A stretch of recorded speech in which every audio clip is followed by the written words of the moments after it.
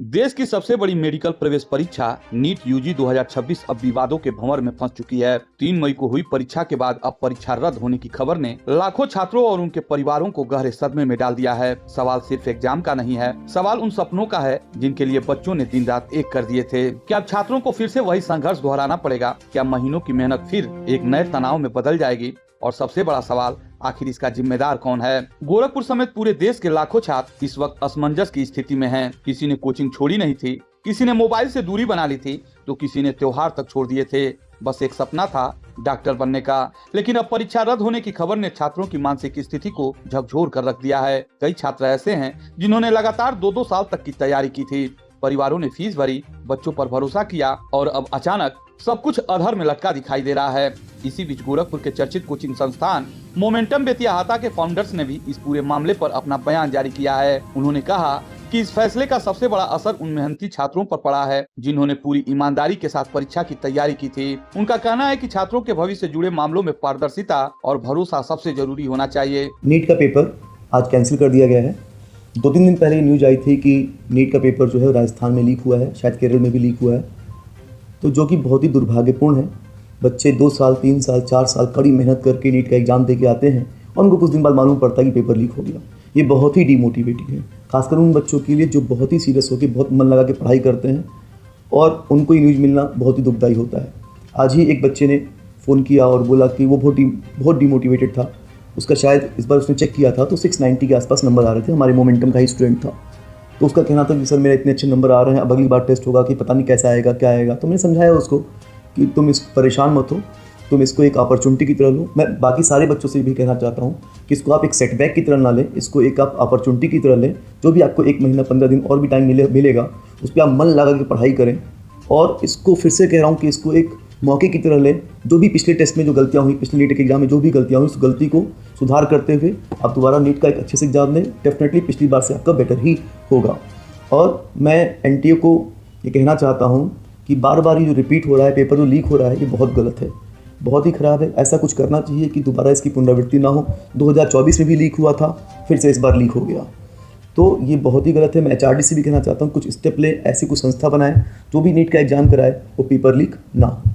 उन्होंने यह भी कहा कि वर्तमान स्थिति में छात्र मानसिक दबाव में हैं और उन्हें यह स्पष्ट जानकारी मिलने तक संयम बनाए रखने की जरूरत है। साथ ही अभिभावकों से भी अपील की गई है कि वे बच्चों पर अतिरिक्त दबाव न बनाएं। लेकिन अब हर छात्र के मन में एक ही सवाल घूम रहा है, अगर दोबारा परीक्षा होती है तो क्या फिर वही तैयारी, वही दबाव और वही अनिश्चितता दोहरानी पड़ेगी? अब क्या बोला जाए इस पे। 2024 में भी नीट का एग्जाम कैंसिल हुआ था, 2026 में फिर से नीट का एग्जाम कैंसिल हुआ है, तो मैं क्या बोलूँ इस पर। यही कहूँगा कि नीट के एग्ज़ाम को लेकर एनटीए जो है वो कितना सीरियस है, ये इसी से समझ आता है कि बच्चों के भविष्य के साथ खिलवाड़ है। और क्या बोलूँगा मैं, बच्चे 3 साल, 4 साल, 2 साल, कोई 1 साल, कोई 5 साल तैयारी करता है और पूरा मन लगा के, अपनी ताकत लगा के, सब कुछ छोड़ के, पूरा आप कहिए कि अज्ञातवास में रह के वो एग्ज़ाम देता है, ठीक है। और उसके बाद उसको उम्मीद करता है कि उसका अच्छा स्कोर आएगा, वो अच्छे कॉलेज में एडमिशन लेगा। इवन कई बच्चे तो एग्ज़ाम के बाद रिलैक्स हो जाते हैं, मतलब घूमने चले जाते हैं या कहीं और चले गए, जो वो 2 साल 3 साल से नहीं कर रहे थे। अब उनको रीस्टार्ट करना है, फिर से उनको एग्ज़ाम देना है। ज़रूरी नहीं कि दोबारा सर वैसे उनका स्कोर आ जाएगा। तो ये बहुत ही गलत है, मतलब जिस तरह से एनटीए कर रहे हैं, तो ये बहुत ही गलत है। बच्चों पे क्या प्रभाव पड़ा है सर? बच्चों पर जो मानसिक दबाव होता है ना, आप समझिए कि जब बच्चा तैयारी करता है, पूरा तन मन से जो है अपने को एक कमरे में बंद करके 2 साल, 3 साल, 4 साल तैयारी करता है, तो वो कितना प्रेशर में होता है वो बच्चा ही जान सकता है या उसके शिक्षक जान सकते हैं। लेकिन आज की डेट में उस बच्चे को रीस्टार्ट करना है। अब वो फिर से आए, अगर मान लीजिए बच्चा रिलैक्स हो गया है, कहीं चला गया है, घूमने चला गया है, वो वापस आएगा, फिर से उसको रीस्टार्ट करना है, तो ये बहुत गलत है। इसमें एचआरडी को भी इंटरफेयर करना चाहिए, क्योंकि आपने नीट के एग्ज़ाम को बिल्कुल मजाक बना रखा है। यहाँ बात सिर्फ 1 या 2 बच्चे की नहीं है, सैकड़ों और हज़ारों बच्चों की भी नहीं है। इस बार नीट के एग्ज़ाम में सर 22 से 23 लाख बच्चों ने एग्ज़ाम दिया है। आप समझिए कि वो 22 से 23 लाख बच्चों के भविष्य के साथ एनटीए खिलवाड़ कर रहा है। तो एक तो मैं इसमें ये बोलूँगा कि जो लोग भी इन्वॉल्व हैं, गवर्नमेंट को इसमें हस्तक्षेप करके कड़ी से कड़ी कार्यवाही करनी चाहिए ताकि इसकी पुनरावृत्ति ना हो।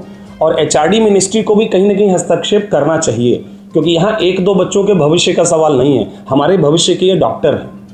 तो इसलिए एचआरडी को भी आगे आके एनटीए के साथ मिलकर कुछ न कुछ तो उचित निर्णय लेना चाहिए सर। ये परीक्षा निरस्त होने के बाद जब बच्चे निराश हैं, तो एक शिक्षक के तौर पे किस तरह से मोटिवेट? सर देखिए, मैं तो यही कहूँगा कि जो मोदी जी कहते हैं कि आपदा में अवसर वाली बात, कि नो डाउट ये दिक्कत है, सेटबैक की तरह है, लेकिन आप इसको सेटबैक की तरह न लें, इसको एक अवसर की तरह लें। तो आप ये समझिए कि आपको एक और मौका मिल गया है कि अगर आपका लेट से कुछ स्कोर आ रहा था तो आप मेहनत करके अगले 1 महीने में 20 दिन में जो भी आपको एनटीए टाइम देता है, तन मन से फिर से जुड़ जाइए बच्चों। आप बिल्कुल परेशान मत होइए, और जो भी आपका स्कोर आया है उसमें 10 नंबर, 15 नंबर, 20 नंबर जो भी आप बढ़ा सकते हैं कोशिश करिए। स्पेशली वो बच्चे जिनका स्कोर कम आ रहा था उनके लिए तो और भी अच्छा है।